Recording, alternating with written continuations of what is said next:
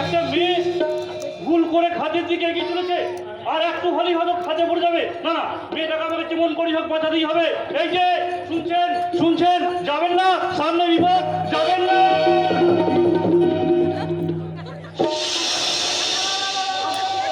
কি করছেন?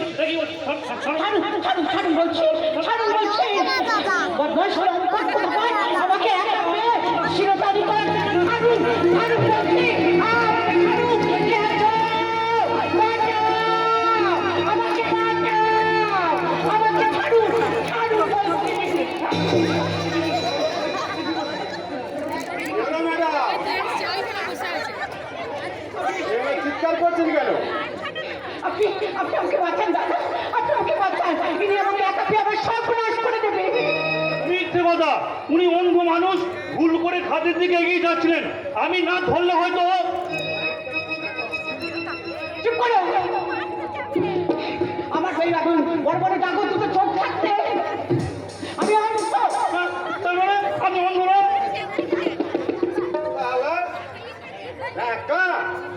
ভদ্র মহিলা ছিল না ঘর থেকে ধরা পড়ে এখন মিথ্যে গল্প ভাবছ।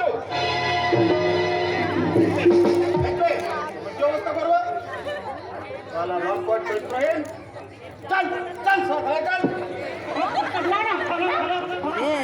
তো বাবাকে মাছ না না, ও হবে, তাছাড়া ওই ঘুষকে পাঠিয়ে যাবে। ঠিক বলেছেন ম্যাডাম, আমি অপরাধী হই আর না হই, ঘুষের বিনিময়ে হয়তো ঠিক পার পেয়ে যাব, কিন্তু আপনি যেটা আমার সাথে করলেন, নিজের বুকে হাত রেখে বলুন তো, বিবেকের কাছে পার পাবেন তো? সপনা ঘন তুলে খেয়ে আবার লোকটা যদি মরি হয় তাহলে তো আমি বিপদ করে, তাহলে আমাকে পুলিশে দেবে। ও যখন আমরা ইজ্জতে হাত দিয়েছি তখন ইজ্জতে দাম ছাড়ো, কিছু জরিমানা দিয়ে দিই। জরিমানা? হ্যাঁ, 1000 টাকা দিতেই হবে। ঠিকই, ওই সরকারি রেট 20,000 টাকা পাওয়ার মতো এমন কিছু তো আপনার সাথে ঘটেনি ম্যাডাম, তাহলে অত টাকা দেবো কেন? বাচ্চা ম্যাডামের বেশ করে আমার জরিমানা দিতে অস্বীকার করছি।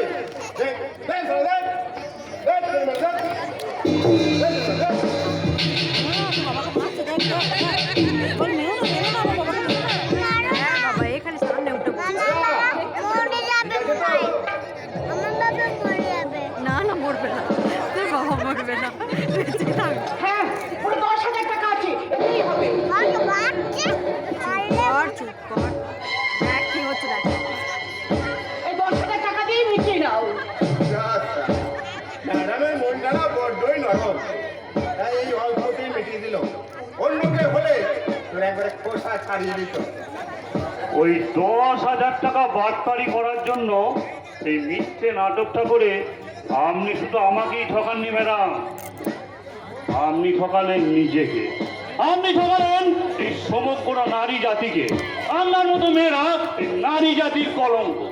জানেন ম্যাডাম, আপনার মতো মেয়েরা রং মেখে সংসেজে মানুষের স্বার্থটুকু কেড়ে নিতে পারে, কিন্তু প্রকৃত সংসারী হয়ে কাউকে সুখী করতে পারে না ম্যাডাম, কাউকে সুখী করতে পারে না। ছি ম্যাডাম, ছি।